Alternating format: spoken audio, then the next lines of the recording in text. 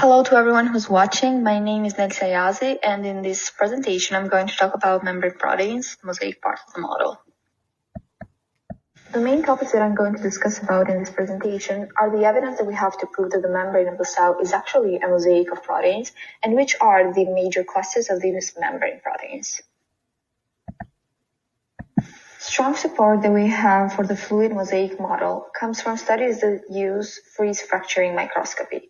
The freeze fracturing technique splits the bilayer into its inner and outer monolayers, revealing the inner surface of each.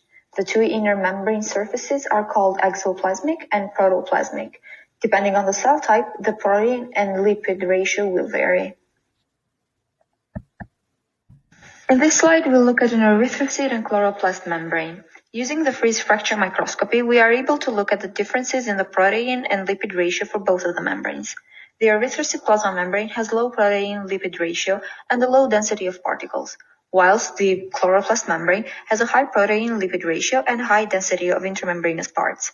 On the right side of this slide, there is an electron micrographs that illustrate this for both of the membranes. Membrane proteins differ in their affinity for the hydrophobic interior of the membrane. This difference in affinity determines how easy or difficult it is to extract these proteins from the membrane. As a result, based on the difficulty of extraction, the membrane proteins fall into three categories: integral, peripheral, and lipid-anchored proteins. Here we have a representation of the membrane monolayers. We can see the exoplasmic and protoplasmic faces.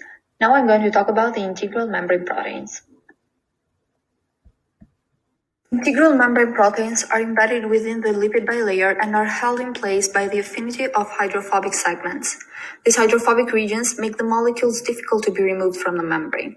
However, these proteins also have one or more hydrophilic regions that extend into the aqueous phase on one or both sides of the membrane. Because of their affinity for the lipid bilayer, integral membrane proteins are difficult to be isolated and studied. This is why a treatment with a detergent that disrupts the lipid bilayer is usually necessary. Integral membrane proteins divide into integral monotopic proteins and transmembrane proteins, depending on if they protrude the bilayer only on one or both sides. Here we take a look at the integral monotopic proteins, which protrude only from one side. Most of the integral membrane proteins are transmembrane proteins. These proteins span the membrane and have hydrophilic regions that protrude on both sides of the membrane. These proteins are classified based on how many times they cross the membrane. Such proteins that cross the membrane only once are called single-pass proteins, and the ones that cross the membrane several times are called multi-pass proteins. Multi-subunit proteins are another type of transmembrane proteins that consist of two or more polypeptides. The next membrane protein that I'm going to talk about is the peripheral membrane protein. Peripheral membrane proteins lack discrete hydrophobic sequences and therefore do not penetrate into the lipid bilayer.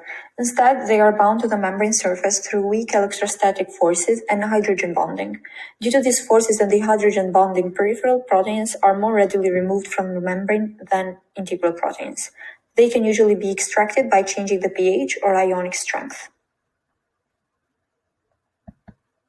In the next slide, I'm going to talk about lipid-anchored proteins.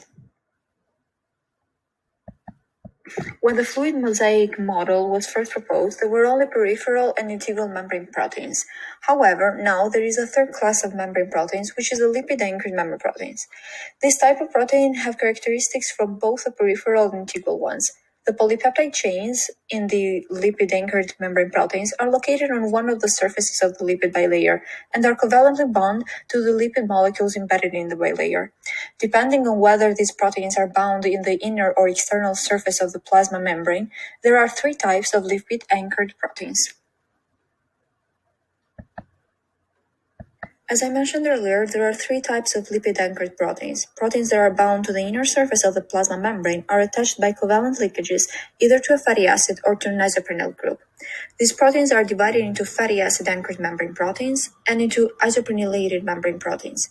The lipid-anchored proteins that are attached to the external surface of the plasma membrane are covalently attached to the GPI, a glycolipid found in the outer monolayer of the membrane. These GPI-anchored membrane proteins are synthesized in the endoplasmatic reticulum, as single-pass transmembrane proteins. They have their transmembrane segments cleaved off and replaced by GPI anchors subsequently. Membrane proteins can be isolated and analyzed. When it comes to isolation and analyzation of integral membrane proteins, they are pretty difficult to be isolated from the membrane, especially in a way that they can be preserved. Thus, in most cases, integral membrane proteins are solubilized only with a detergent that disrupts the hydrophobic interactions and dissolves the lipid bilayer. Peripheral membrane proteins are easy to be isolated because they are loosely bound to the membrane by weak electrostatic interactions and hydrogen bonding. They can be extracted from the membrane by changes in pH or in the ionic strength. Urea can also be added, breaking the hydrogen bonds. The isolation of the lipid-anchored protein is similar to the one of the peripheral membrane proteins, although the covalent bond of the lipid one has to be cleaved.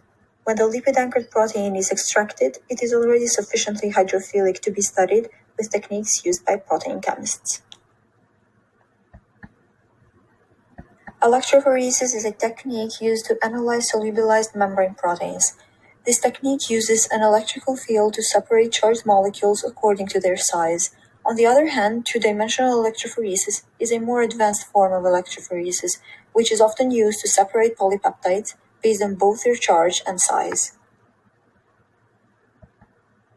Sodium dodecyl sulfate is a detergent that has amphithetic molecules that resemble phospholipids.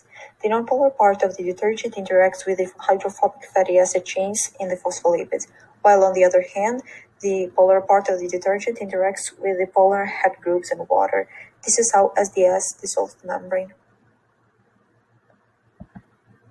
In a SDS polyacrylamide gel electrophoresis or SDS page experiment, the membrane fragments are solubilized in SDS, which disrupts protein-protein and protein-lipid associations. The electrical potential that is applied to the gel polyacrylamide makes the proteins that are negatively charged move to the bottom end of the gel. The moving rate and size of the proteins are related. The smallest ones reach the bottom first. Because the gel is stained with a dye, the proteins will now be visible. The picture on the right shows proteins that are separated during the SDS page experiment. Another technique that uses electrophoresis is Western blotting. This procedure is used to detect and identify individual polypeptides.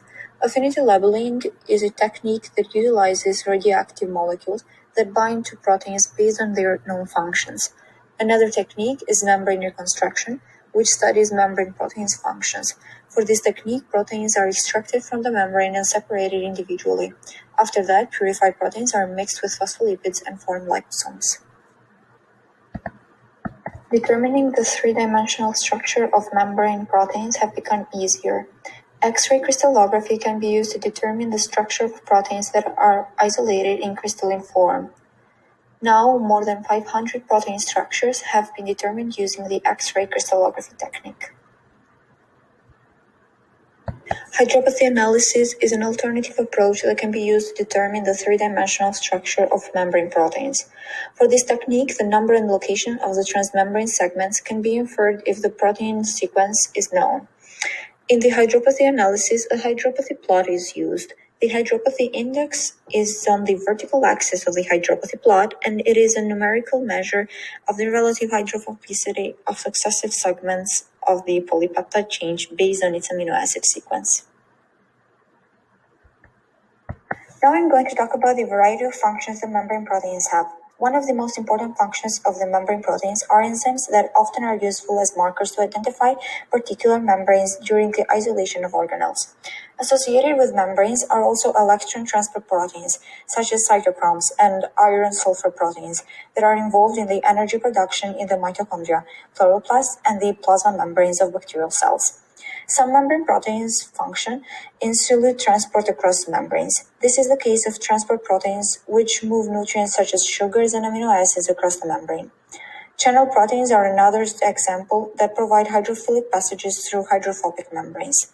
In this category, we can also mention transport ATPases, which uses the energy of ATP to pump ions across the membrane.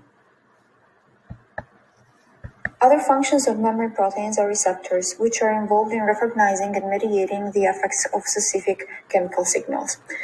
An example are hormones and neurotransmitters. Other cellular functions in which membrane proteins play key roles are uptake and secretion of substances. Some membrane proteins are involved in autophagy, where cells digest their own organelles or structures that are damaged or that they no longer need. A final group of membrane proteins are those that have structural roles in stabilizing and shaping the cell membrane.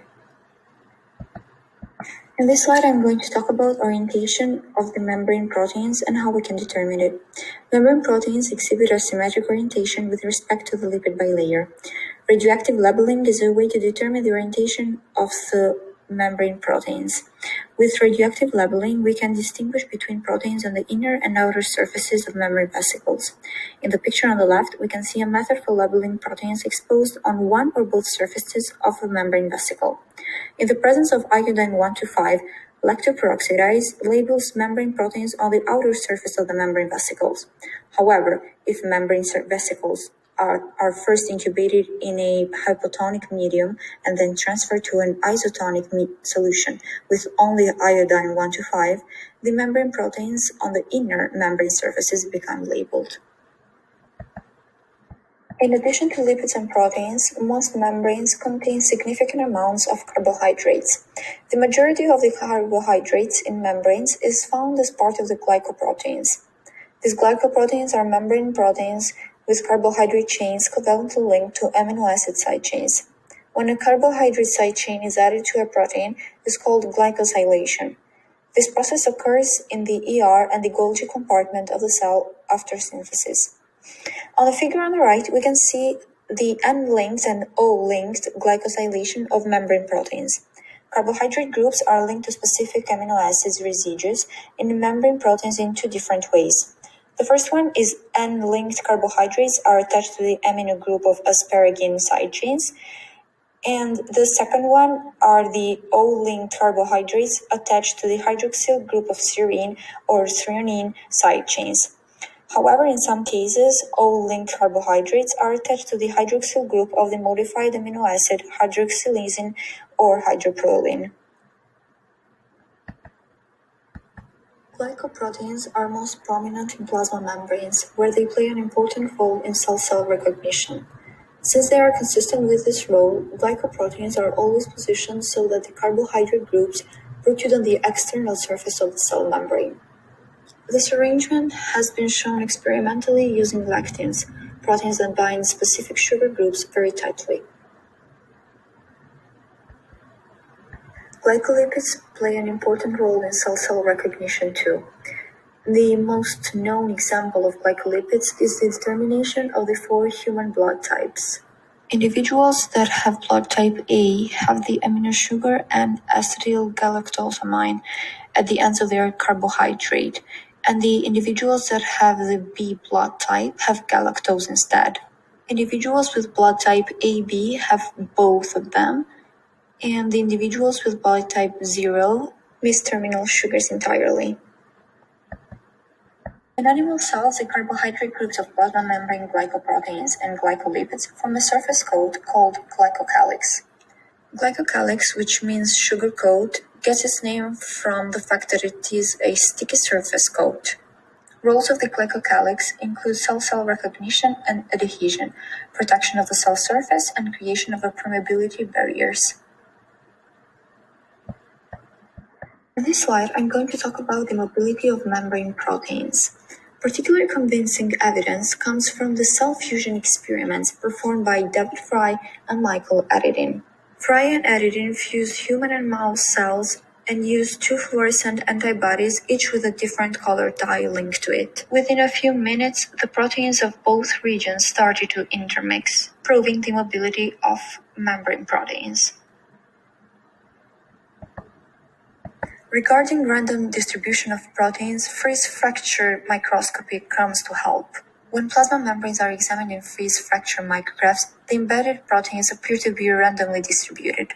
The pictures on the left of the slide are evidence of the mobility of membrane proteins and how they are randomly distributed. Although many types of membrane proteins do move freely through the bilayer, their rates of movement vary. Fluorescent photobleaching recovery experiments can be used to determine these diffusion rates.